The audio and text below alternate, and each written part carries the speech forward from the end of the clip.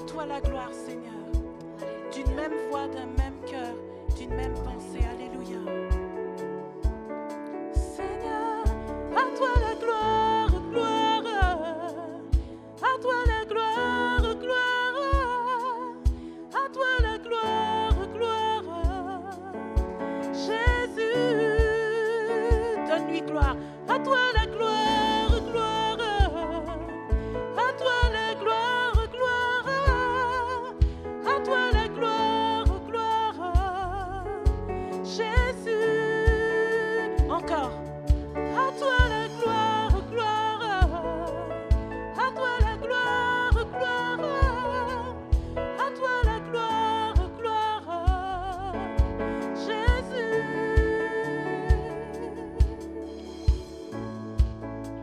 Alléluia. À toi la gloire, Seigneur. Nous te louons. Reçois notre adoration, Seigneur. Alléluia.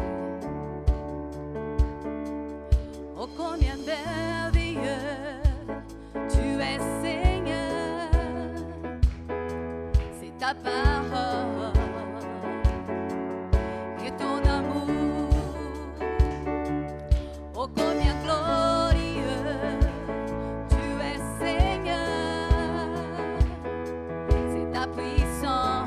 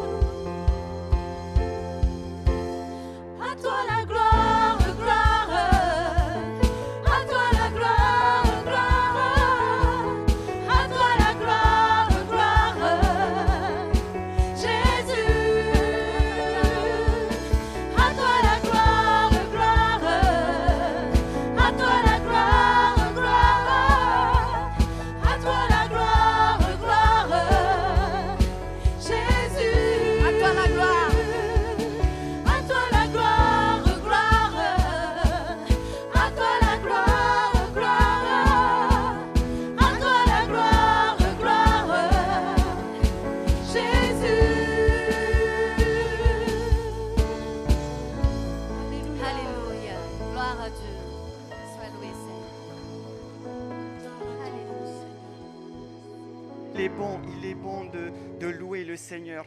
Surtout tout ce qu'il a fait, comme on a chanté, ce qu'il a fait pour nous à la croix de la Golgotha. Il a donné sa vie, il a donné son sang à couler et son corps. Et aujourd'hui, par ça, nos péchés sont lavés. Alors, c'est vrai qu'on a pourquoi l'adorer, on a pourquoi le glorifier. Alors, glorifions-le comme il se doit. Alléluia. Alléluia.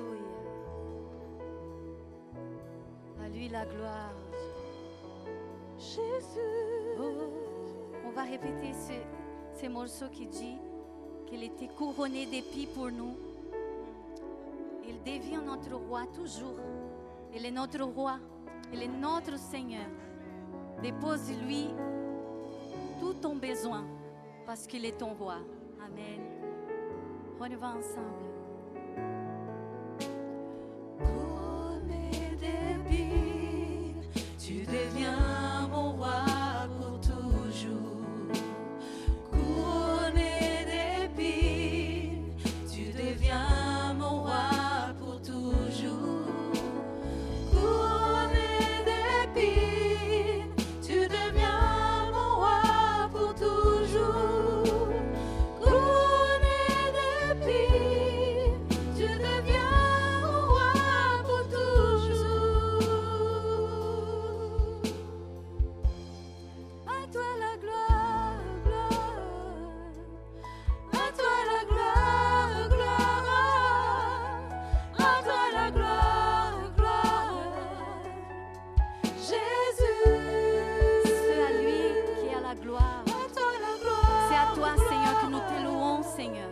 À toi la gloire. Alléluia. À toi la gloire, gloire. Jésus. À toi la gloire, encore une fois. À toi la gloire, gloire. À toi la gloire, gloire. À toi la gloire, gloire. Jésus. À toi la gloire. Alléluia. Gloire à Dieu. Alléluia, Seigneur. À toi l'honneur, la louange, l'adoration, Seigneur. Alléluia. Alléluia, nous venons, Seigneur, pour t'honorer, pour te glorifier, Seigneur. Alléluia. Alléluia, alléluia. Alléluia. Alléluia. Tu es notre prince de paix. La gloire, la louange et l'honneur te sont dus, Seigneur. Seigneur des seigneurs, roi des rois, prince de paix. Sois le bienvenu. Nous t'honorons, nous t'adorons, Seigneur. Alléluia, Jésus. Alléluia. Amen. Tu es saint, Dieu, tu es saint. Déclarons sa sainteté ensemble. Notre Dieu est saint, il est puissant, il est digne de notre adoration.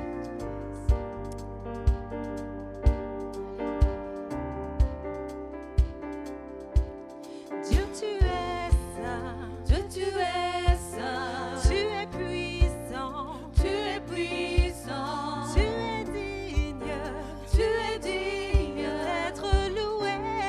d'être loué. Je te suivrai, Je te suivrai. je t'écouterai, Je t'écouterai. je t'aimerai Je t'aimerai. toute ma vie. Toute ma vie. Seigneur des seigneurs, tu es roi des rois, tu es tout-puissant, tu es de toutes choses, Emmanuel, tu es avec nous, prince de la paix, alléluia, immolé, oui, tu es vivant, tu es souverain, tu es roi toujours, car tu es l'éternel, tu es d'Alpha l'Oméga, le début, la fin, mon sauveur, mon Messie, mon meilleur ami, tu es mon prince de paix, et je veux vivre ma vie pour toi. Allez ensemble. Alléluia. Dieu, tu es saint. Dieu, tu es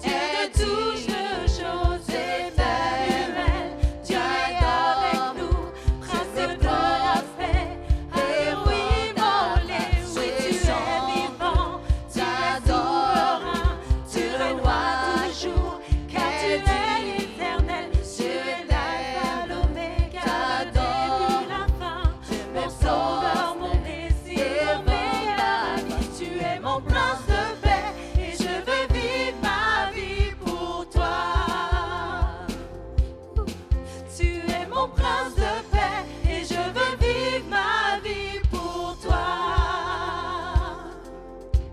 Tu es Seigneur des seigneurs, tu es roi des rois, tu es tout-puissant, Dieu de toutes choses, Emmanuel, Dieu est avec nous, prince de la paix.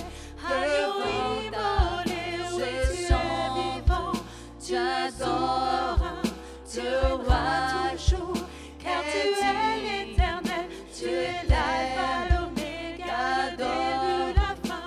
Mon sauveur, mon messie, mon meilleur ami, tu es mon prince de paix et je vais vivre ma vie pour toi.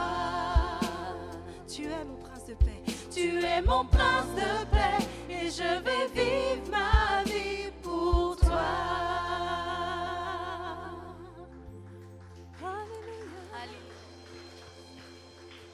Acclamons, acclamons le Seigneur parce qu'il le mérite, parce qu'il a tout fait qu'aujourd'hui on puisse l'acclamer, l'adorer. On est dans sa maison, on est là pour ça, pour l'adorer. Alléluia, alléluia.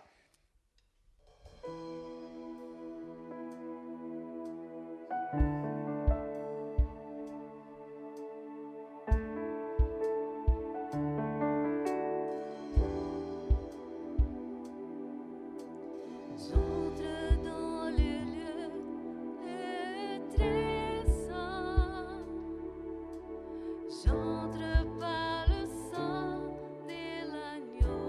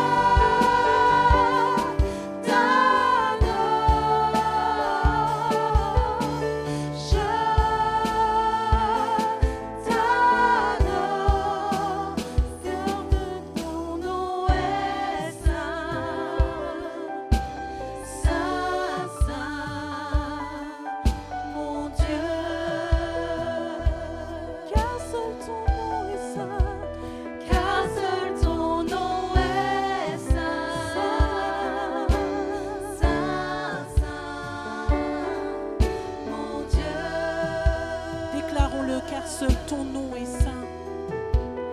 car seul ton nom est Ton nom est saint. saint, saint, mon Dieu,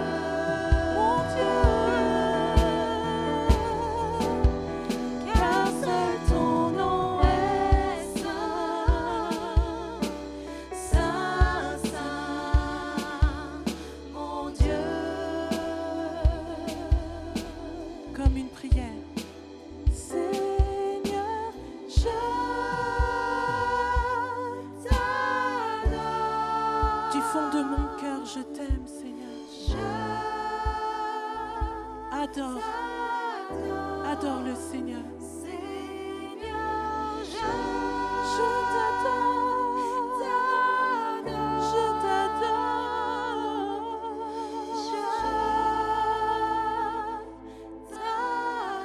Seigneur, Seigneur, De tout mon être, je t'adore, Seigneur. Aucun autre Dieu n'est comme toi. Aucun autre Dieu n'est digne comme toi. car seul ton nom est saint. Ton nom est mis à part. Saint, saint, Saint, mon Dieu, car seul ton nom est saint. car seul ton nom est saint, saint, saint, Mon Dieu, Dieu, car seul ton nom est saint. car seul ton nom est saint, saint, Chandra, sekele, charoso. mon Dieu. Tekele, tout, sekele. Seigneur, je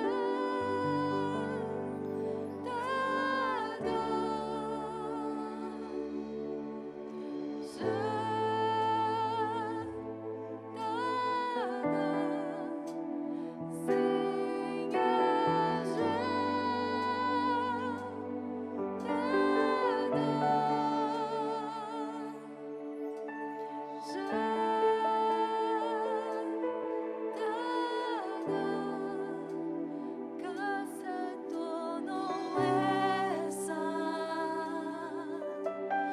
saint, saint,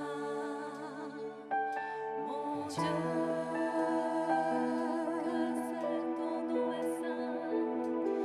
Car seul ton nom est saint, saint, saint, mon Dieu.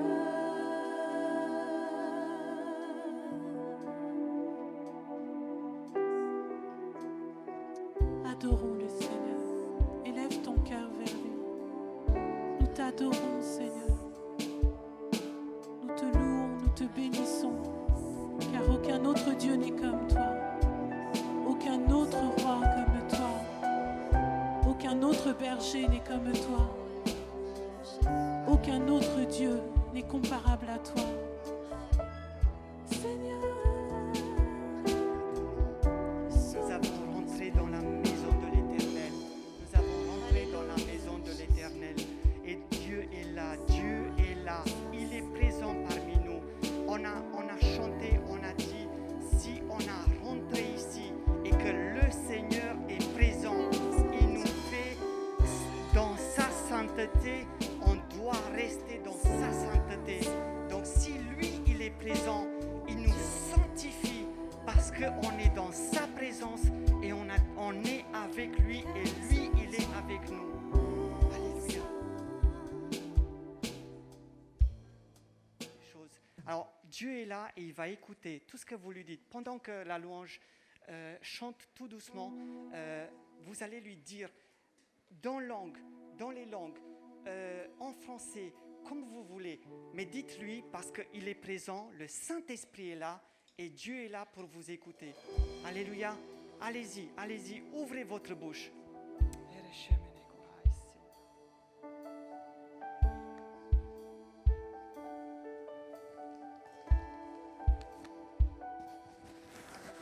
J'entre dans les saints,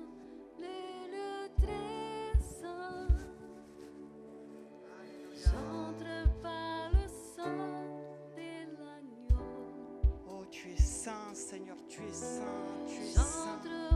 Dans ta sainteté, nous venons devant toi et dans ton sang, Seigneur, qui nous lave. Shemene Gorai, Seigneur, nous venons te demander, Seigneur. Nous sommes venus te demander,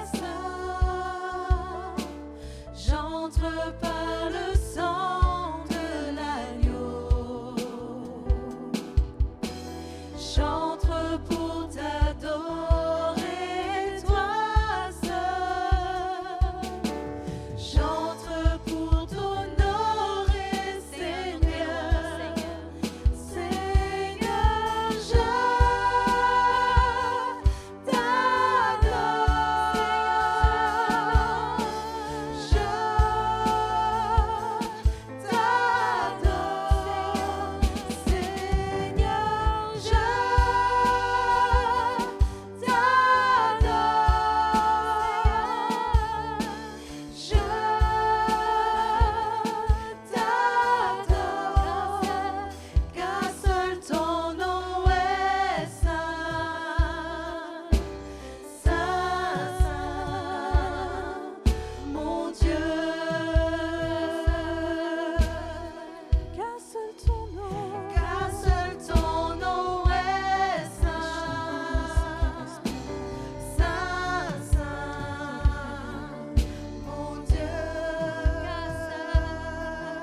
Alléluia, à toi soit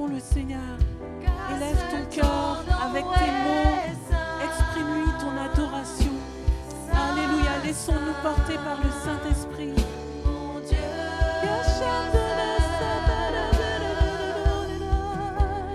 car seul ton nom est saint. Saint, saint, mon Dieu,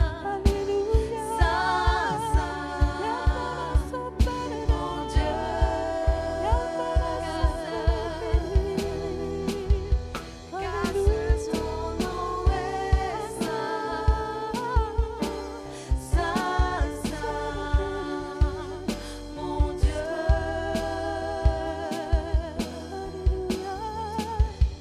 car seul ton nom est saint. Saint, mon Dieu,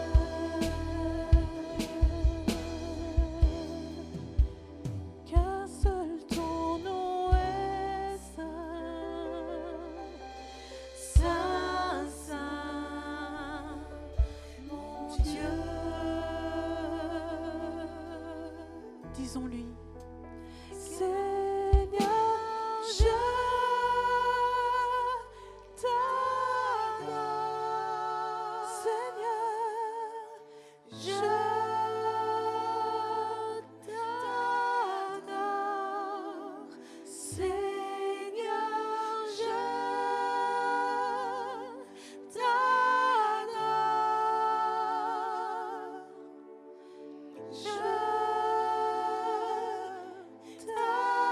T'adore, car seul ton nom est saint. Saint, saint, mon Dieu. Alléluia.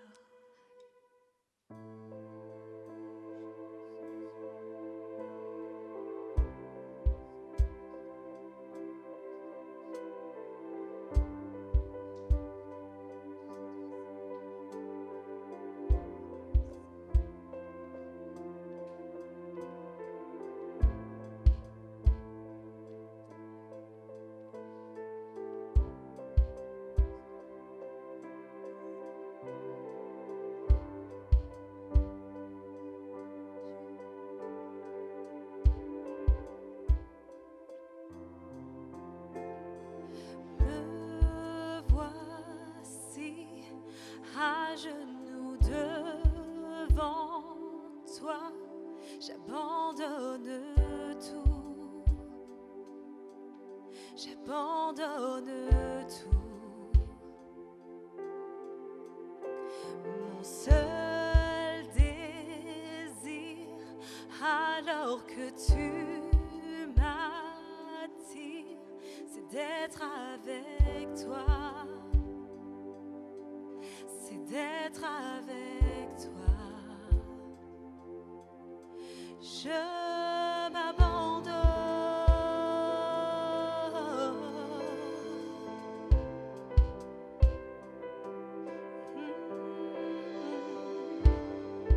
Voici.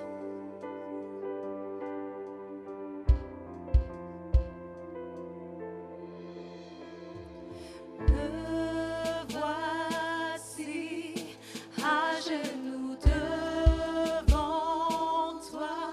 J'abandonne tout. J'abandonne tout. Mon seul désir, alors que tu m'attires, c'est d'être avec toi. C'est d'être avec toi. Je m'abandonne. Je m'abandonne. Je veux mieux te connaître. Je veux mieux te connaître. Je m'abandonne. Je m'abandonne. Je veux mieux te connaître. Je veux mieux te connaître. Par ta grâce, viens inonder mon âme. J'ai besoin de toi. J'ai besoin de toi. Les bras ouverts, tu entends ma prière. Parle à mon cœur. Parle à mon cœur. Je m'abandonne. Je m'abandonne. Je veux mieux te connaître. Je veux mieux te connaître. Je m'abandonne. Je m'abandonne. Je veux mieux te connaître. Je veux mieux te connaître.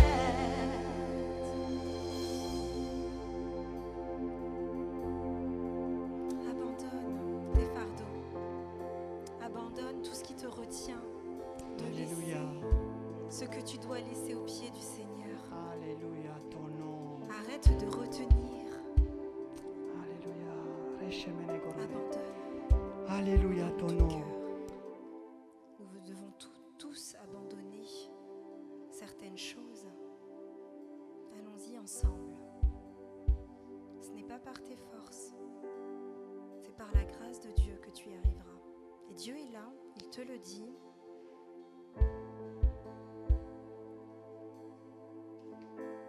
Me voici, te voici, nous voici.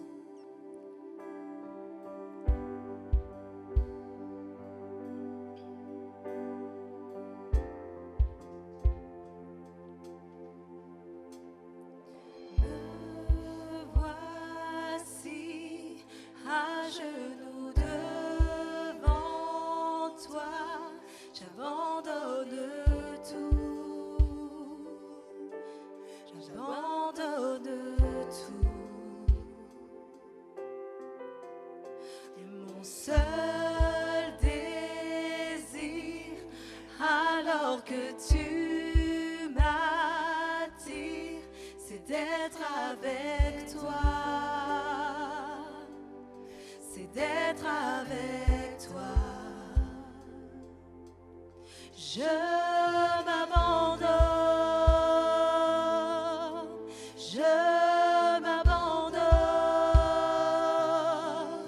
Je veux mieux te connaître, je veux mieux te connaître. Je m'abandonne, je m'abandonne. Je veux mieux te connaître, je veux mieux te connaître. Par ta grâce, viens inonder mon âme. J'ai besoin de toi. Nous avons besoin de toi, Seigneur. J'ai besoin de toi. Entends notre prière. Mes bras ouverts, tu entends ma prière. Parle à mon cœur, parle à mon cœur. Je m'abandonne, je m'abandonne. Je veux mieux te connaître, je veux mieux te connaître. Je m'abandonne, je m'abandonne. Je veux mieux te connaître, je veux mieux te connaître. Tel un vent puissant, souffle maintenant, Seigneur. Souffle, souffle sur nous, Seigneur. Viens régner en nous, Seigneur. C'est toi qui nous change. C'est toi qui nous transforme, Seigneur. On va lui dire, tel un vent puissant, viens régner en moi.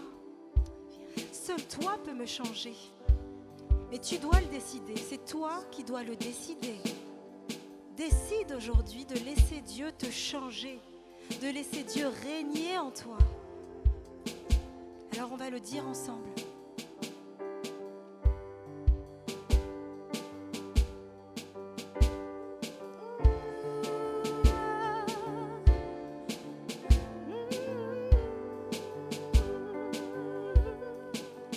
Tel un vent puissant, souffle maintenant. Dieu vient régner, Dieu vient régner en moi. Tel un ouragan, réveille mon âme. Dieu vient régner, Dieu vient régner en moi. Tel un vent puissant, souffle maintenant. Dieu vient régner, Dieu vient régner en moi. Tel un ouragan, réveille mon âme. Dieu vient régner, Dieu vient régner en moi. Je m'abandonne, je m'abandonne. Je veux mieux te connaître, je veux mieux te connaître. Je m'abandonne, je m'abandonne. Je veux mieux te connaître.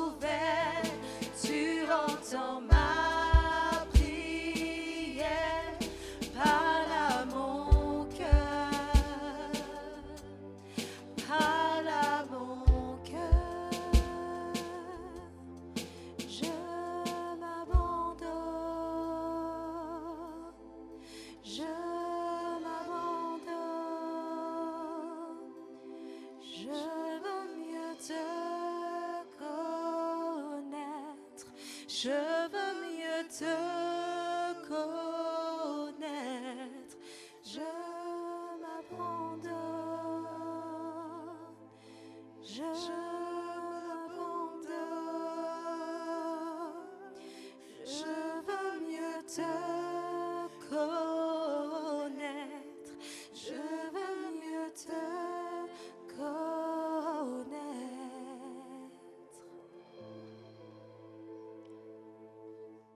J'aimerais, ça sera le titre de mon message, j'aimerais m'entretenir de la foi face à deux géants. Face à deux géants. Nous, chrétiens, hommes ou femmes de foi, nous avons face à nous des géants. Ces géants sont plus grands que nous. Ils seront toujours plus grands que nous et c'est nécessaire. C'est nécessaire. Un boxeur a besoin d'un ring et d'adversaires. Vous êtes d'accord? Si on dit « Oh, le pauvre, il va se prendre des coups », son oreille est déjà éclatée comme une feuille de chou-fleur, comme son nez est aplati. Le pauvre, le pauvre. On va lui enlever les adversaires, on va lui enlever le ring. Il n'est plus un boxeur. L'alpiniste a besoin de défis, de montagnes. Et il y a même des dangers. Et ils disent « Nous avons choisi le danger. Toujours reculer mes limites. Je suis un homme de l'extrême. » On ne va pas lui supprimer les montagnes. Eh bien, de la même façon, nous avons besoin, nous, à cause ou grâce, je ne sais pas comment il faut dire, à la foi a besoin de se mesurer à des géants. Deux géants. Lisons dans la parole, le texte de base sera Deutéronome au chapitre 1er, verset 28. Deutéronome, chapitre 1er, verset 28. Il faut bien comprendre ceci. Deutéronome, chapitre 1er, verset 28, c'est que le Seigneur a devant eux tout préparé, le pays promis. Il est là devant eux. Et dans ce pays promis, eh bien, il y a des géants. Il y a des géants. N'ayons pas peur de ces géants qui nous lancent des défis. Voici, c'est Moïse qui parle au nom de tous. Et il dit ceci, verset 28, « Où monterions-nous ? Nos frères nous ont fait perdre courage en disant, c'est un peuple plus grand et de plus haute taille que nous. » C'est vrai. Ce sont des villes grandes et fortifiées jusqu'au ciel. C'est vrai. Nous y avons même vu des enfants d'Anak. C'est vrai.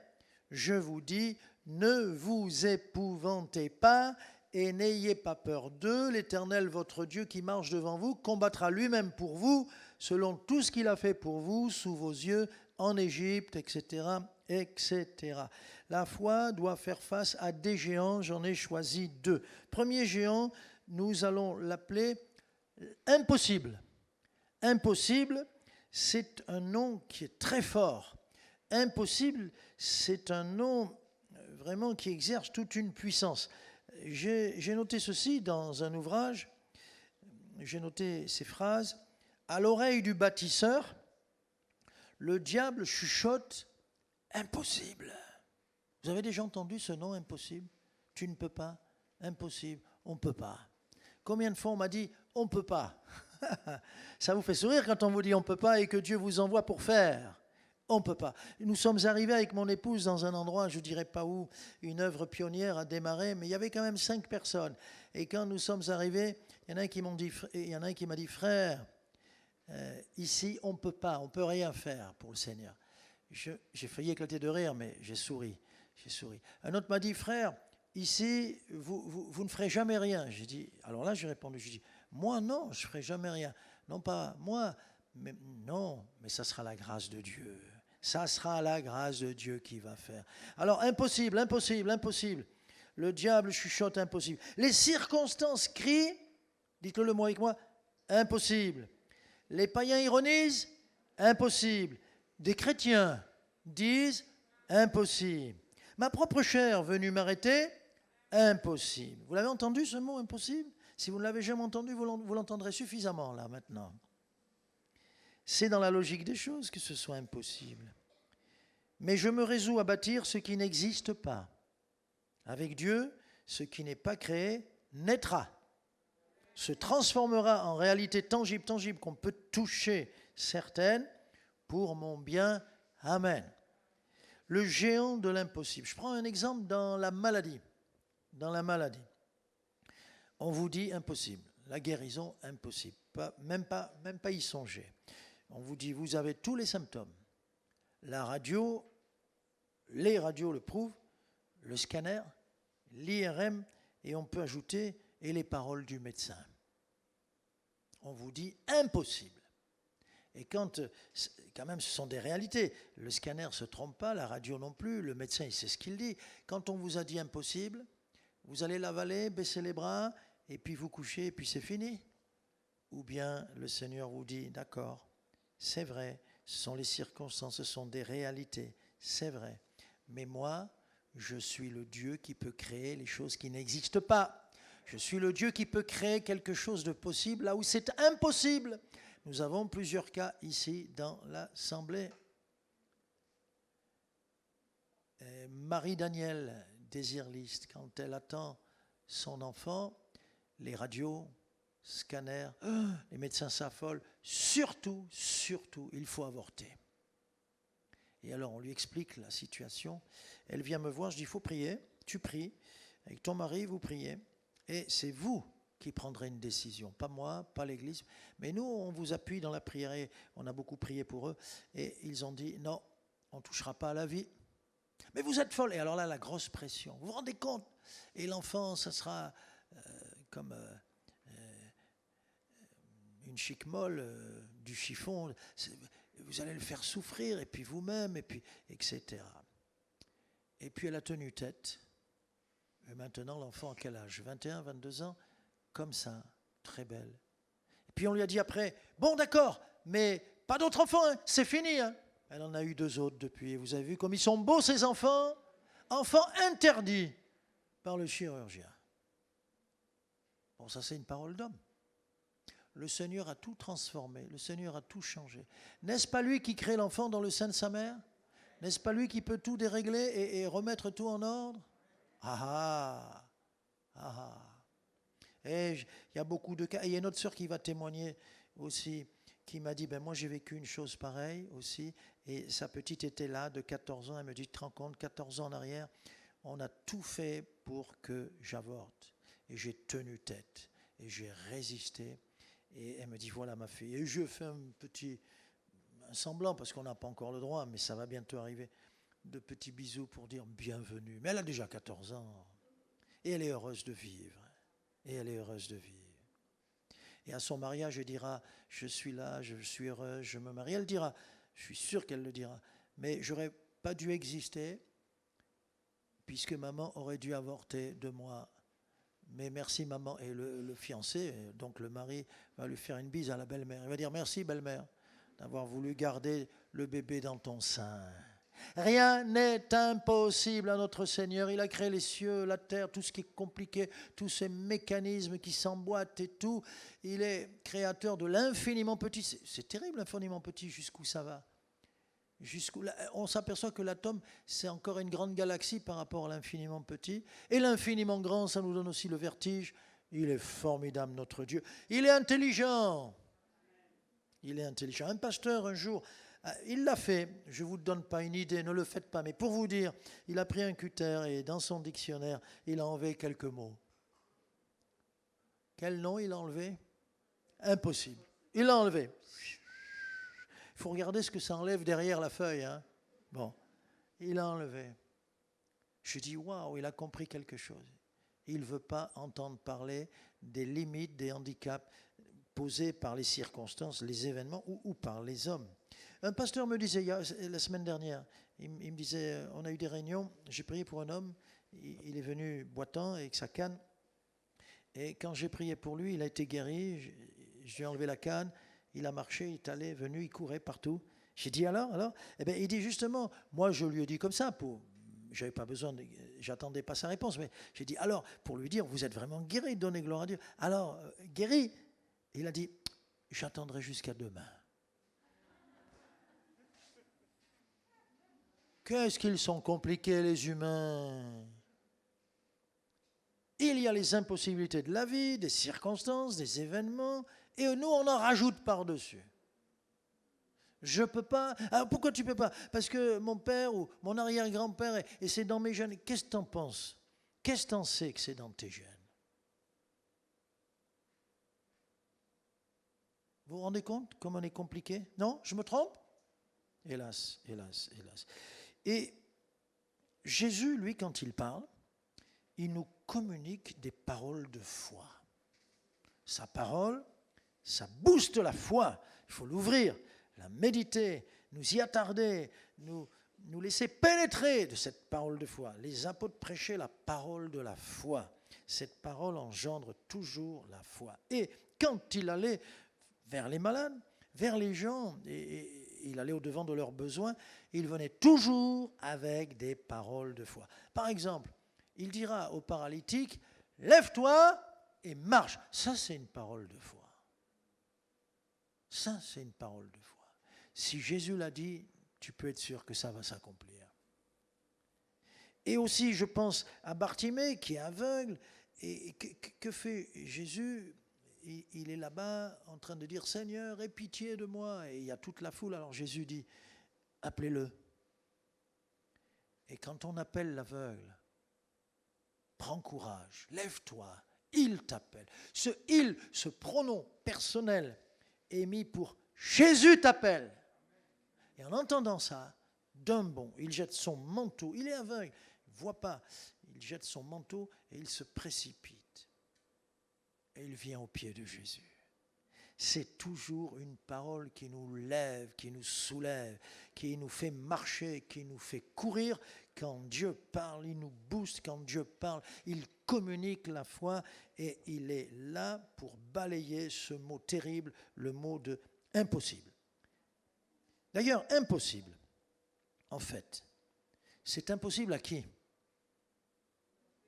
Regardez ma main, c'est impossible. C'est impossible à qui? À nous, aux hommes, aux terriens. Allez, on va s'appeler terriens. Ce mot n'existe pas au ciel. Ça n'existe pas. Ce n'est pas impossible pour Dieu. Rien n'est impossible à Dieu. La foi, je sais qu'il y a eu une série là qui s'appelait Mission Impossible. La foi rend la mission possible. Amen. Mission possible, mission possible, mission possible. Même, on devrait se régaler. Quand quelque chose... Vous avez un choix. C'est facile, c'est moyen, c'est difficile, c'est très difficile. Choisissez très difficile. Ah, il y a quelques courageux, il y a quelques kamikazes. Ou mieux que ça. Vous dites, écoutez, on doit choisir, je vous laisse choisir. Eh bien, ils vont vous laisser le plus difficile, alléluia. Et là, vous dites, Seigneur, mais c'est formidable, je suis condamné au miracle. Je suis obligé de voir des miracles. Parce que, Seigneur, voilà, on m'a donné le plus difficile et vous faites alléluia. Il y a des choses très, très, très faciles à faire. On ne prie même pas pour ça. Je pense que vous ne priez pas. Par exemple, quand vous devez vous laver les mains, vous ne demandez pas à Dieu de faire un miracle, de faire... Quand même, pasteur, mais tu es imbécile ou quoi? Qu'est-ce que tu racontes là? Bon, c'est pour vous dire qu'il y a des choses... Mais les choses difficiles, les choses impossibles, c'est l'affaire de Dieu. Et c'est là que la foi intervient. Et c'est pour ça que quelque chose qui est très difficile n'est pas très difficile. Oui, pour ceux de la terre, pour les hommes. Mais quelque chose qui est impossible pour mon Dieu, ça n'est pas, ça ne sera jamais impossible. En parlant du salut, Jésus l'exprime et quelqu'un dit, mais alors Seigneur, mais c'est impossible d'être sauvé. Jésus, tu as raison. Oui, c'est impossible aux hommes, mais à Dieu, dit Jésus, tout est possible. À Dieu, tout est possible. Je répète, parce qu'on a besoin de le comprendre, il faut que ça rentre. Pas là, mais là. À Dieu, tout est possible. Alléluia, alléluia. Et comme nous, la foi, c'est de se confier dans le Seigneur. Comme on se confie dans le Seigneur et qu'on le laisse agir dans nos vies, Jésus ajoute, ça c'est dans l'évangile de Marc au chapitre 9, verset 23, Marc 9, 23, eh bien, tout est possible à celui qui croit. C'est-à-dire que ma foi fait confiance, ma foi laisse la place au Seigneur. Ma foi laisse le Seigneur intervenir. Donc, puisque je place ma confiance dans toi, Seigneur, je vais voir le miracle. Et c'est pour ça qu'on peut dire à Dieu tout est possible, mais aussi tout est possible à celui qui croit. La foi, c'est faire confiance au Tout-Puissant. Donc la foi libère la puissance de notre Dieu. Il est un Dieu d'amour, il est un Dieu saint, mais on oublie trop souvent qu'il est le Tout-Puissant. Et que sa puissance, il veut l'exercer pour nous sortir des situations extrêmement difficiles, compliquées, ou même des situations impossibles. Vous pouvez être encerclé de partout. L'ennemi est partout. Il y a plusieurs ennemis qui sont venus, des géants de par ici, de par là, de par là. Tout est fermé. Il n'y a plus aucune issue possible. Il n'y a pas de porte. Il n'y a pas d'issue pour se sauver. Écoutez, il y a encore une solution. La foi et la prière, ça va ensemble. Tu pries. Et en priant, tu t'aperçois que Dieu a ouvert une porte là-haut pour ton salut, pour ta victoire. Il y aura toujours, avec Dieu, il y a toujours une solution. Parfois, il arrive à la dernière minute pour, c'est pas qu'il aime nous faire mijoter, mais pour qu'on voit bien que c'est un miracle. C'est très difficile, c'est impossible, on est coincé. Et tout se complique de plus en plus. Et là, on sait que si on s'en sort, cette fois-ci, c'est vraiment un miracle, un grand, grand, grand miracle. Et le Seigneur le fait exprès. Et au dernier moment, il intervient. Ça vous est arrivé, ça, comme ça? Moi, ça m'est arrivé. Moi, m'est arrivé. Le Seigneur qui nous dit, quand vous demandez quelque chose, croyez, et vous le verrez s'accomplir. De cette foi qui croit que le Seigneur est le Tout-Puissant. Quelqu'un me dit, je crois. Oui, mais tu crois en Dieu, mais même les démons croient en Dieu. Tout le monde croit en Dieu. Ses ennemis croient en lui, mais le combattent. Non, tu crois que Dieu va intervenir dans ton affaire? Alors pourquoi tu pleures? Alors pourquoi tu paniques? Alors pourquoi tu es tétanisé et paralysé? Puisqu'à Dieu tout est possible, alléluia. Tout ce que vous demanderez avec foi, dit Jésus, Matthieu 21, par la prière, vous le recevrez, vous le recevrez, vous le recevrez. Dieu est généreux, Dieu donne, Dieu vient avec des cadeaux, les bras chargés pour nous, avec tous ses bienfaits, ses grâces, ses faveurs. Ce mot est partout. Ces mots, faveur, grâce, bienfaits, dons, ils sont partout dans la parole de Dieu parce qu'il veut nous bénir. Alléluia. Un ennemi donc impossible, nous le chassons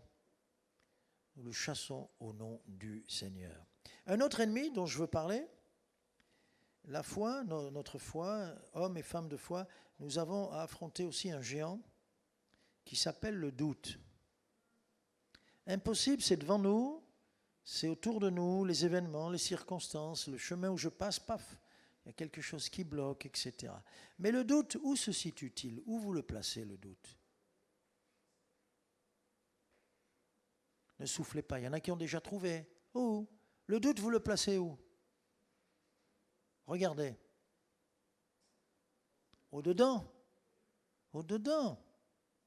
Et on oublie que le doute est un géant dangereux, que avant même de combattre, déjà nous sommes vaincus, si le doute est là. Que nos ennemis n'ont pas besoin de sortir nombreux pour nous vaincre, puisque nous nous sommes vaincus nous-mêmes avec nos raisonnements, nos pensées, nos idées, notre cœur qui bat la chamade, comme on dit, qui s'agite, et nous perdons pied avant même d'aller nous battre. Alors, l'homme de foi doit faire face à ce géant qu'on appelle le doute. La foi vient toujours s'opposer au doute. Si le doute est là, ça peut nous arriver, il faut qu'il soit là, mais un instant. Mais s'il réside, s'il s'établit, c'est ou l'un ou l'autre. Si le doute s'établit, la foi est chassée. La foi est chassée. Eh bien, la foi qui est nécessaire pour combattre le doute, la foi a des oreilles pour entendre. Mais aussi, la foi, l'homme de foi, doit apprendre ou doit savoir, écoutez bien, ne pas entendre. Je répète, nous apprenons, vous et moi, à entendre. Il faut que j'entende. Jean, l'apôtre Jean, le plus jeune, surtout au cours des repas, il était assis tout près de Jésus. C'était le plus jeune de la bande de 12. Et souvent, il posait avec beaucoup d'affection, beaucoup d'amour, posait sa tête sur la poitrine de Jésus. Il pouvait entendre battre le cœur de Jésus. C'est beau ça. Et donc la foi entend les conseils, les encouragements, ces paroles qui nous boostent, ces paroles qui ne condamnent pas, mais et qui veulent nous emmener plus loin et plus fort et plus haut. Ces paroles qui nous rassurent et qui nous rappellent qu'il est avec nous dans tous les combats, qu'il est le Dieu de toute victoire, qu'il est là pour nous, qu'il est notre bouclier, la force qui nous sauve, notre refuge et notre haute retraite, qu'il marche devant nous et met en fuite toutes les armées ennemies devant nous. Et donc, j'ai besoin d'écouter. La foi entend. D'ailleurs, Romains 10, 17, la foi vient de ce que l'on entend. Et ce que l'on entend, de la parole de Christ. Mais aussi, je vous l'ai dit, l'homme de foi, c'est ouvrir ses oreilles, mais aussi nous devons savoir ou apprendre ou exercer, nous devons être sourds. Nous devons être sourds. Pourquoi ? Justement, parce que le doute, lui, il parle, et il parle beaucoup, il parle dans nos pensées, il s'en passe des choses là-dedans. Et non, et si, ouais, mais si elle a dit ça, c'est parce que, oui, mais si tu vas, non, mais, ou alors, il faut... Ça vous est pas arrivé, ça ? Est-ce que c'est arrivé à quelqu'un, le soir, pendant la nuit, tellement de pensées dans sa tête qu'il n'a pas pu s'endormir ? Tout de suite. Il n'y a qu'à moi que c'est arrivé. Combien sont humains dans cette salle ? Combien ? Ah, les autres, vous ne levez pas la main, vous venez d'une autre planète alors. Il y a une autre planète au milieu de nous. Nous sommes humains et ça travaille ou pas ? Et après, on a chaud. Ça m'est arrivé de travailler là, et on a tellement chaud, mais pourtant on est en hiver. Vite, tu te remets sous la couette. Qu'est-ce qui se passe ? Ça chauffe là-dedans. Ok, mais il faut se ressaisir. Les pensées, les raisonnements, les voix, mes voix à moi, vont favoriser le doute. Parce que si c'est moi, dans ma sagesse, qui calcule le combat, je vais me planter, comme on dit, comme disent nos jeunes. Et j'ai donc besoin d'être sourd à tout ça. Les voix, les miennes, mes raisonnements, mais aussi les voix humaines. C'est le commencement de la sagesse déjà que de ne pas écouter. Et Jésus l'a fait, Jésus nous l'a montré. Il savait être sourd. Oh, comment ça ? On a plusieurs exemples. Allez, on va dans Marc. Le verset apparaît, oui, on va dans Marc. Jésus va aller chez Jairus parce que sa fille est malade.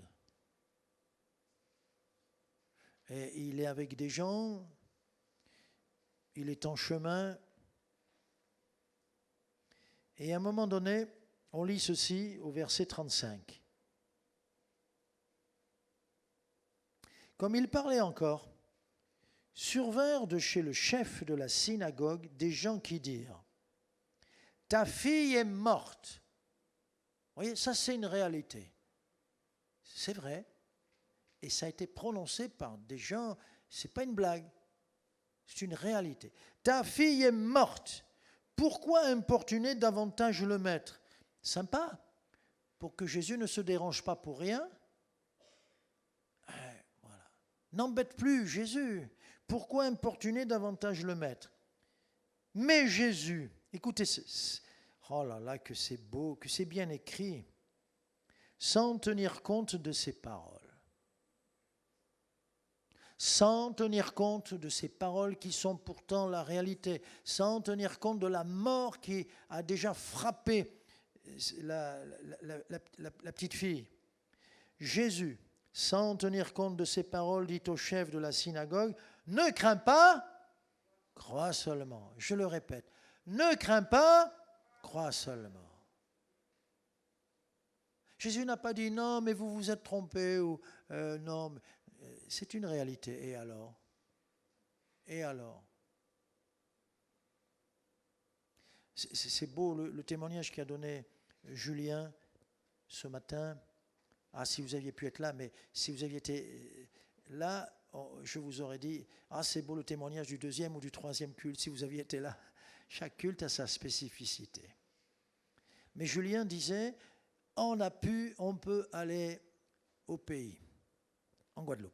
On peut y aller, c'est formidable. Donc on a voulu prendre les billets. Et c'est là qu'on s'est aperçu qu'un de nos enfants, ils ont 2 garçons, passeport, carte d'identité périmé. Passeport périmé. Mais ils s'en sont aperçus il y a quelques jours, quelques heures, je ne sais pas. Qu'est-ce que tu fais? Tu vas faire renouveler le passeport. Et là, pas avant 1 mois. Qu'est-ce que tu fais? Il s'est renseigné, il a pris du temps, il est très fort, lui. Il est allé sur Internet, tout ça. Alors, c'était comme ça, impossible. Vous voyez? Et ça commençait à le travailler. Et puis alors, il a dit à son groupe de maison, je ne sais pas si vous êtes dans son groupe de maison, dans sa cellule, mais il a fait prier. Et il a dit, aidez-nous, priez pour nous, et on va prier ensemble. Ah, quand l'Église prie, est-ce qu'il y a quelque chose qui lui résiste? Ah, mais pasteur, mais c'est pas possible, arrête. Personne, on peut pas. Vous voyez, on peut pas, impossible. Mais non, ils n'ont pas permis que le doute s'installe. Et puis, on va dire comme par magie, quelqu'un lui envoie à 3h30 du matin, bon, mais lui dormait, mais le mail ne dormait pas, un endroit où téléphoner pour essayer de faire le passeport pour le gamin. Et arrive le matin, il appelle, mais il explique au téléphone, il dit, madame, voilà, je vais tout vous dire, c'est que nous, on veut aller en vacances avec nos 2 gamins et on veut aller en Guadeloupe. Et la personne au bout du fil, au début, elle dit non, mais il y a trop de monde, il y a toute une attente et tout s'est accumulé, c'est pas possible. Et il dit, et nous voulons aller en vacances en Guadeloupe.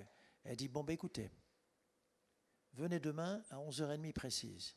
Ah, mais c'est que madame, demain, c'est à 11h30. Il y va. Et quand il arrive, il se présente, c'est vous. Alors elle lui dit, écoutez, je ne sais pas pourquoi je le fais et pourquoi je dis oui, mais vous avez dit un mot magique, vous avez dit Guadeloupe, alors j'ai décidé de vous faire le passeport. Donc, mes amis, vous voyez quand c'est le moment de Dieu? Quand c'est le moment de Dieu, parce que moi je vais téléphoner demain pour mon passeport, il est périmé dans 1 an. Bon, mais dans 1 an je vais téléphoner pour mon passeport, je le veux le jour même, ou le lendemain, je vais dire le mot Guadeloupe, vous croyez que ça va marcher? Ah, tu veux aller en Guadeloupe? Ah, tu veux des vacances? Mais tu n'en auras pas. Paf. Et rien que pour ça, on me dit non. C'est que quand c'est le moment de Dieu, un tout petit détail de rien du tout, quelque chose, et hop, la porte s'ouvre. Et ils vont partir en Guadeloupe, grâce à un miracle du Seigneur, impossible. Donc, je vous dis ça pour vérifier aussi la péremption de vos passeports, on ne sait jamais. C'est incroyable. Dieu, avec des tout petits détails, quel humour il a, pour nous montrer d'abord qu'il est le Dieu de la diversité, il agit par des petites choses, ceci, c'est jamais la même façon d'opérer, il n'y a pas de copier-coller dans le royaume de Dieu, mais aussi pour nous montrer, tu vois, regarde, un tout petit truc et je fais un grand miracle.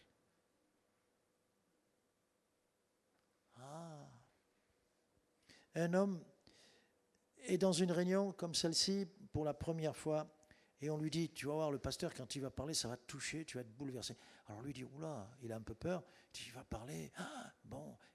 Et puis quand il entre et qu'il voit le pasteur, il se met à rire, enfin, il est discret, mais quand même, il se met à rire, parce que l'homme dont on lui a parlé, il attendait un géant, un homme puissant, un homme de Dieu puissant, et c'est un homme petit, comme ça, et bien rond. Vous comprenez? C'est-à-dire que si tu le pousses, il va rouler toute la journée, il va rouler, il faut l'arrêter. C'est comme ça qu'il dit, lui. Il dit, moi je vois ça. Oh là là. Et alors, bon, il y avait les chants, tout ça, mais je rigolais. Et ce petit homme est venu, et quand il a ouvert la Bible, je ris. Puis tout d'un coup, il a commencé à parler de Jésus. Et là, il a vu que la puissance de Dieu, vous voyez, ce n'est pas dans ces choses d'apparence. La puissance à la manière des hommes. Mais c'est que cet homme il est toujours un homme de foi qui croit que tout est possible à son Seigneur. Et nous sommes comme lui, nous croyons que tout est possible à Dieu. Alors Jésus, sans tenir compte des paroles des uns et des autres, et que si, que ça, elle est morte et c'est fini, c'est plus la peine de retourner. Jésus a voulu, et c'est comme ça qu'il y a eu une merveilleuse résurrection. Alléluia. On pourrait parler de nombreux exemples comme celui-là. Alors attention, danger, quoi ? Le doute. Attention, danger. Pourquoi ? C'est du venin. C'est un poison mortel que nous avons fabriqué nous-mêmes, par crainte, par ignorance peut-être, enfin, qu'importe. Devant quelque chose qui nous dépasse, on se met à trembler, on doute, etc. Et surtout, le doute, c'est un géant qui voudrait empêcher la foi de recevoir. C'est pour ça qu'il ne faut pas discuter. Que nous dit Jacques ? Jacques, chapitre 1er, verset 6, que l'homme qui est en train de demander au Seigneur, demande avec foi, sans douter. Car celui qui doute est semblable au flot de la mer, agité par le vent et poussé de côté et d'autre. Quand tu ne doutes pas, tu as un but, tu sais où tu vas, tu avances et tu fonces. Rien ne t'arrête. Mais quand tu commences à douter, tu es comme le flot. Le vent pousse les flots, si c'est le vent du sud, vous voyez, si c'est le vent du nord, etc., de côté et d'autre. Et là, on perd la cible et on passe à côté de bénédiction. Donc le doute, c'est très, très, très dangereux. Vous le savez qu'ici même, le Seigneur nous l'a dit, et parfois certains viennent me voir, pasteur, le Seigneur voulait guérir. Oui, on l'a entendu, oui, il y a eu un ou deux qui a été guéri ou deux. Non, mais beaucoup de guérisons sont bloquées par le doute. J'aimerais me tromper. Beaucoup de guérisons ont été étouffées, bloquées, parce qu'un cœur qui doute ne peut pas recevoir.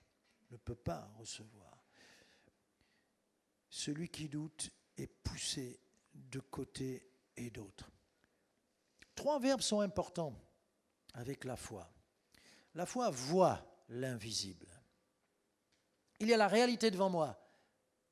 Comme s'il y a des nuages que je vois, c'est la réalité. Les nuages noirs au-dessus de ma tête, ils sont tout près, tellement lourds et noirs qu'ils sont descendus très bas. Les pilotes disent le plafond est bas, très bas. Ça, c'est la réalité, c'est une vérité, c'est une réalité. Mais la foi voit par-delà les nuages. La foi sait que derrière les nuages les plus sombres, il y a le soleil. Il y a toujours le soleil qui brille. La foi voit l'invisible. La foi croit l'incroyable. Il y a-t-il quelque chose d'étonnant de la part de Dieu, nous dira Jérémie à 2 reprises d'ailleurs. Il y a-t-il quelque chose d'incroyable quand tu vois Jésus agir? Les miracles, c'est dans la normalité des choses. La foi voit l'invisible, la foi croit l'incroyable et la foi reçoit le miracle. Voir, mais avec les yeux de Dieu, pas les yeux de la chair, pas les yeux terrestres. Croit l'incroyable, croit à l'impossible de Dieu et reçoit le miracle. C'est très simple. C'est très simple. Un enfant, un petit garçon. Nous étions petits garçons là, les anciens. Et on jouait aux billes. Vous vous rappelez, on jouait aux billes? Les filles, vous ne pouvez pas comprendre ça. Vous pouvez pas comprendre. Mais pour nous, une bille, wow. Une bille, un calot, c'était plus gros. Une bille, j'avais des agates. Et quand tu joues aux billes, tu as ta bille préférée, l'agate d'une couleur. Moi, bon. Quand tu la perds, tu la cherches partout, tu la perds. Puis tu commences à chouiner un peu, là. Puis tout à coup, tu dis, mais non, papa va m'en acheter une autre. Est-ce que papa va m'en acheter une autre? Ouais. Mon papa, il m'aime beaucoup. Et, et je veux la même. Je chercherai au magasin, chez le commerçant, je veux la même. Et c'est ça la foi. Tu as plus, tu as perdu, c'est impossible. Ne laisse pas le doute, tu le chasses. Mon papa. Et ça, c'est la réponse. C'est la réponse. Je vois l'invisible, je crois l'incroyable et je reçois l'impossible. Un enfant jouait avec un cerf-volant. Moi, j'ai vu des cerfs-volants monter très, très, très haut dans le ciel. Ils sont de plus en plus perfectionnés. Et il jouait avec son cerf-volant, mais il était très, très habile. Le cerf-volant est monté très haut, très, très haut, presque perdu dans les nuages. Et il était d'une couleur semblable aux nuages, au ciel, un peu de bleu, un peu de blanc, ce qui fait qu'on ne le voyait pratiquement pas. Et un passant lui dit, qu'est-ce que tu fais, mon petit? Et il dit, je joue avec mon cerf-volant. Il dit, mais ton cerf-volant? Il n'y a pas de cerf-volant. Et le gamin lui répond, vous avez raison, moi non plus je ne le vois pas. Mais il tire sur la ficelle et je sais qu'il est là. Quelle réponse? Quelle réponse? Il y a quelqu'un qui tire sur la ficelle. La ficelle, c'est moi. On ne le voit pas peut-être, ok, mais il tire sur la ficelle et je sais qu'il est là puisqu'il tire sur la ficelle. Donc Dieu peut être caché, Dieu peut sembler ne pas intervenir. Jésus dormait à la poupe, dans la barque, et la tempête, elle était réelle, elle était puissante, elle faisait du bruit. Le Seigneur qui dort ne fait pas de bruit, et il est silencieux et un petit peu à l'écart, on pourrait dire caché. Ça ne fait rien, c'est comme le cerf-volant. Ok, tu vois rien, moi non plus.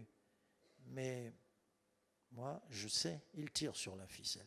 Quand il tire sur la ficelle, quelles que soient les circonstances, quelles que soient les difficultés, quels que soient les géants, nous savons qu'il est là. Amen. Nous ne savons pas comment il va faire. Nous ne savons pas comment il va intervenir. Nous ne savons pas ce qu'il va nous dire de faire pour la victoire, pour le miracle. Mais il tire sur la ficelle. C'est ça qui compte. La relation entre celui qui est comme le cerf-volant caché et celui qui tient la ficelle. Il y a le contact, il y a la relation, c'est ça l'essentiel. La foi, c'est une qualité de relation avec celui qui peut tout. Avec celui qui peut tout. Donc chasser le doute, le remplacer par la foi. Et l'apôtre Jacques dira, mettez en pratique la parole, ne vous bornez pas à l'écouter, ne pas l'écouter seulement, en vous trompant vous-même par de faux raisonnements. La lecture de la parole de Dieu, si elle est juste cérébrale, la lecture de la parole de Dieu, si elle est juste théorique, je vais me tromper. Je peux citer de merveilleux versets et aller à la catastrophe. Il faut la mettre en pratique. C'est comme ça que cette parole prend vie. C'est pas la foi, c'est pas quelque chose que je stocke là ou quelque part. Non, c'est quelque chose qui m'aide à vivre dans le quotidien. Le juste vivra par la foi. Le juste vivra par la foi. Et donc, c'est comme ça qu'en mettant en pratique la parole de Dieu, j'avance. Si je laisse le doute à la place de la foi, le doute va m'apporter toutes sortes de craintes et le doute va m'amener à des mauvais choix. Ne faites jamais un choix quand vous avez peur. Vous allez vous tromper. Parce que ça sera un calcul. Ça sera un calcul. Et pour celui qui a des responsabilités dans les affaires, s'il a le doute, il va faire un montage où Dieu est absent. Ça ne se verra pas. Il peut faire un compromis. Il peut y avoir un peu de triche ou de magouille, comme on dit dans le monde, par peur. Le doute t'aura amené à chercher une protection ailleurs que dans le Seigneur. Et là, tu es mal. Tu le sais que tu es mal.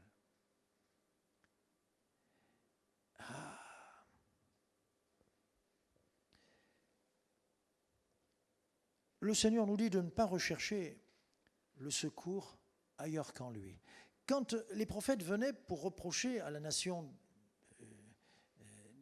des Hébreux, Juda, Israël souvent, et Juda parfois, la tribu de Juda, d'avoir été vers les Baals, les Astartés, vers Moloch, en réalité, voilà ce qui se passait. Le Seigneur disait, Vous êtes allés chercher des refuges, de l'aide chez ces idoles, ces dieux des nations. Mais moi, je suis votre bouclier, je suis votre rempart, je suis votre force. Et c'est pour ça que Dieu n'était pas content. Ils allaient chercher du secours ailleurs qu'en lui. Et c'est ça l'idolâtrie. C'est aller chercher une idole pour être protégé. Parce que les peuples, les nations avaient besoin des idoles pour être protégés en période de paix, pour être protégés quand ils partaient à la guerre, enfin, constamment. Et Dieu faisait ce reproche à son peuple d'aller chercher refuge dans ces faux dieux et ces faux refuges. Mais lui, et la foi le sait, lui, c'est notre sûr abri, notre haute protection, notre rempart, notre victoire. Alléluia. Ceux-ci, psaume 20, verset 8, ceux-ci s'appuient sur leurs chars, ceux-là sur leurs chevaux, et on pourrait dire, et les autres encore sur leurs idoles. Nous invoquons le nom de l'Éternel, notre Dieu. Amen. C'est vrai que nous n'avons qu'un seul rempart. C'est vrai que notre Jésus, parfois, est si discret, si petit, et quand il est sur la croix, il est dans toute sa faiblesse. Qu'est-ce qu'il est dans toute sa faiblesse? Mais c'est le plus sûr des remparts. Il est notre protection. Alléluia. Napoléon était sûr de lui parce qu'il avait dit une grande vérité. Oui. Il avait dit quand il est allé à Waterloo, pour la bataille de Waterloo, qu'il a perdu, mais il pensait la gagner. Il aurait dû la gagner. Il a dit le combat, la victoire sera du côté de ceux qui ont la plus grosse artillerie, les canons.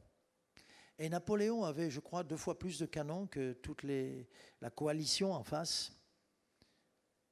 Il y avait les Autrichiens, il y avait les Anglais, il avait 2 fois plus de canons, il avait les plus gros canons.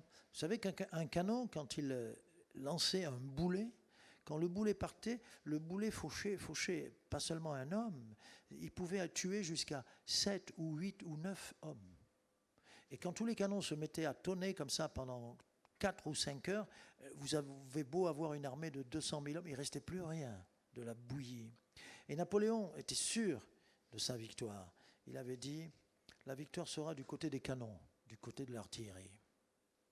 Seulement voilà, c'est une de ces 2 grandes erreurs, une des 2 causes qui a provoqué sa perte. Seulement voilà, il a dit ça un jour avant, et la veille, toute la journée, sur ces champs de Waterloo, qui allaient devenir les champs de bataille, il a plu, et il a plu sans arrêt jusqu'au lendemain. Et quand ils se sont présentés, les Français, avec leurs canons, c'était de la boue, de la gadoue. Et les canons étaient montés donc sur des chars avec des roues, et 4 chevaux ou 8 chevaux les tiraient. Un véritable bourbier. Il faisait passer les canons, mais au prix de grands efforts, et il en passait un toutes les 5 minutes. Et quand ils se sont présentés face à l'armée ennemie, il y avait très peu de canons. Ils ne pouvaient pas être maniables. Ils s'appuyaient sur ces chars, ils s'appuyaient sur ces canons. Ceux-ci s'appuient sur leurs chars, ceux-là sur leurs chevaux, tel autre sur ses diplômes, tel autre sur son fric, tel autre sur ses parents qui ont le bras long, tel autre... D'accord. Mais nous nous appuyons sur notre Dieu. Tu peux t'appuyer sur ta jeunesse. Tu sais qu'elle va passer. Tu ne le crois pas, parce que si tu as 20 ans, tu ne peux pas le croire. Mais nous qui avons un peu plus que 20 ans, moi je crois que j'ai eu déjà 40 ans hier, non, c'est ça, je ne sais plus. Je peux te dire que ça passe vite. Où sont nos 20 ans? On peut s'appuyer sur la jeunesse. On peut s'appuyer sur nos amis. Un jour, un homme a dit, j'avais beaucoup d'amis, je voulais savoir. Alors j'ai dit, Seigneur, délivre-moi de mes ennemis. Et à partir de là, j'ai eu beaucoup d'amis qui sont partis. Ah, bien-aimés, Nous voulons vaincre le géant du doute. Alors je termine là. Le remède, deux remèdes en un. La parole chasse le doute. Mais pas une parole comme ça, une parole qu'on laisse entrer, que l'on médite, que l'on laisse travailler, qui nous parle, qui nous encourage, à laquelle on prête confiance complètement. Un jeune, je vais juste illustrer, pas par des versets, je vous en ai donné beaucoup, mais illustrer par une anecdote. Un jeune est venu voir son pasteur. Pasteur, je vais arrêter, j'arrête tout, j'abandonne la foi, vous ne me verrez plus, je ne viens plus. Mais pourquoi? J'ai plus, je crois plus. Mais pourtant, tu as fait des expériences, tu connais le Seigneur. Alors le pasteur lui dit, écoute, laisse-moi encore une occasion. Voilà, d'accord? Tu vas faire quelque chose que je vais te demander. Ok, pasteur. Tu vas aller lire tous les jours. Tu vas aller lire quelques passages de la Bible à un aveugle. Tu me promets? Oui, pasteur. Et le jeune homme l'a fait, et après quelque temps, il a raconté, le jeune homme. Quand j'ai commencé à lire pour l'aveugle, il y avait sur son visage une telle joie qu'il écoutait comme transfiguré. Je me mis à écouter moi aussi. Et si bien qu'après quelques lectures, j'avais abandonné tous mes doutes. Amen. La parole de Dieu chasse le doute. La parole de Dieu reçue dans un cœur qui est comme de la bonne terre, c'est de la semence qui produit la vie. Un germe va en donner 30, 60, 12 ans. Et aussi, bien sûr, la parole et le Dieu de la parole. Proverbe 3, 5, c'est affiché bientôt. Proverbe 3, 5, le Seigneur nous dit, confie-toi en l'Éternel de tout ton cœur et ne t'appuie pas sur ta sagesse. Confie-toi en l'Éternel, ni ma sagesse, ni mes propres forces, ni mes calculs. Comme le disait un don, laisse le Seigneur te conduire. Laisse-le te conduire. Il va te conduire forcément vers les plus gras pâturages. Il va te conduire forcément dans le bon chemin. Il va aussi, bien sûr, t'éloigner de ce qui est mauvais, etc. Laissons-le conduire notre vie. N'ayons pas peur. Au baptême, hier, notre sœur disait qu'elle n'avait pas peur, celle qui s'est engagée à suivre Jésus, qu'elle n'avait pas peur de suivre le Seigneur et de lui donner sa vie. Quand on le connaît et qu'il est un Dieu d'amour, on n'a pas peur de dire « J'ai remis ma vie au Seigneur. Amen. » Alléluia. J'ai fini. Donc, conclusion, le but, les intentions de ces deux géants, nous faire peur, nous paralyser et nous détruire. Mais Jérémie, quel serviteur de Dieu. Je crois que c'est un de ceux, prophète en plus, c'est un de ceux qui a connu le plus d'opposition de la part de sa propre nation, des rois d'Israël. Jérémie reçoit cette parole, Jérémie 1, verset 19, « Ils te feront la guerre, mais ils ne te vaincront pas. » Ah, moi, ça me convient, cette parole. Ils te feront la guerre. Tu rencontreras des géants, le géant de l'impossible, le géant du doute, mais ils ne te vaincront pas. Si des fleuves viennent sur ta vie, ils ne te submergeront pas. Si le feu vient contre toi, il ne te dévorera pas. Si les flots se déchaînent, mon Dieu apaisera la tempête. Ils te feront la guerre, mais ils ne te vaincront pas. Amen. Alléluia. Le combat de la foi, c'est contre des géants, et on a vu impossible et le mot doute. Alors, la foi sera toujours plus petite que ces deux géants, mais elle s'appuie sur le grand Dieu qui s'appelle le Tout-Puissant. Amen. Voilà, on met en pratique cette parole maintenant dans ce que tu vis, dans tes décisions, dans la vie professionnelle, à la maison, quelque chose, peut-être un combat pour un bien-aimé, dans la maladie, etc. Je ne sais pas, mais ce que je sais, c'est que maintenant, nous allons tous ensemble laisser travailler cette parole. Amen. On élève la voix au Seigneur tous ensemble. Conduis-nous dans cet instant où nous allons déclarer des choses, nous allons affirmer des choses selon toi, selon ta parole. Nous allons dire, Seigneur, que Nous voulons mettre toute notre confiance en toi, que tu es notre appui, notre seul appui. Nous ne voulons pas nous appuyer sur un roseau, nous ne voulons pas nous appuyer sur les hommes, sur nous-mêmes, notre sagesse, notre valeur, notre intelligence. Nous voulons nous appuyer sur le Seigneur, le Dieu d'amour, le Tout-Puissant. Amen.